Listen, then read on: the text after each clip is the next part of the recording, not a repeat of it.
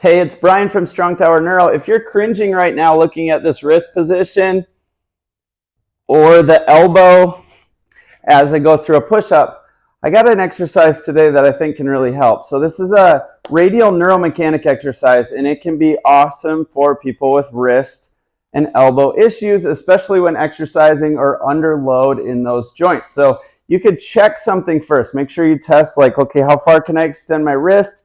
Whether you just do that as kind of a gentle stretch with your own hand, or you could do it against a wall or on a box kind of thing.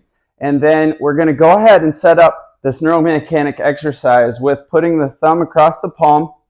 We're going to flex the wrist. Of course, you may want to start off if this is uncomfortable, if you're having pain in a joint, the wrist or the elbow, maybe start on the side that's not hurting. So if it were the right side, I might want to go over to the left and work on the side that's not symptomatic or not painful right now.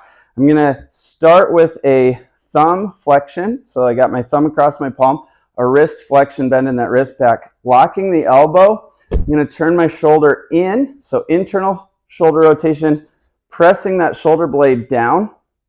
And you might already feel a gentle stretch. If you then lengthen up, get nice and tall with your posture, tuck your chin slightly, you're probably in a little bit of a stretch at this point. We want to keep these gentle, by the way. 3 out of 10 is perfect. You don't need to go past 3 out of 10.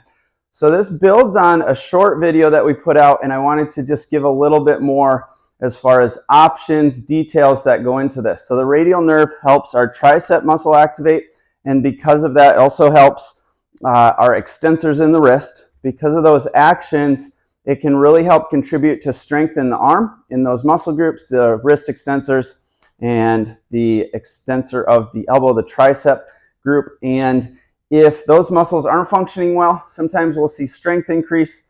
Also, if those muscles are just kind of chronically tight or achy, or that nerve is compressed, this can really help free up tension in and around that nerve. So the radial nerve, just like all the other peripheral nerves in the body, needs to have good mobility in order to function at its best. So with this one, once we're set up in that stretch position, we got the thumb, the wrist position flexion, and then the elbow locked. Shoulder blade down. What I want you to do from here is try some elbow circles. So we're actually going to take that elbow through a nice coordinated circular movement, and that forearm is coming around in a circle kind of below the elbow. If that makes sense. So there's that circle with the elbow. You could do a few each direction. The second one, you could retest at this point, but the second movement I want you to try out is a thumb circle. So I'm going to just show you the thumb a second, but I'm going to be circling with the thumb actually in this position, wrist flexed, but that internal shoulder rotation. So now the thumb's away from the camera. Hopefully you can still see it, but it's going through that circular action. You could try a few each direction and then go back and retest. So maybe it was the plank position, maybe it was just the manual wrist extension with your own hands.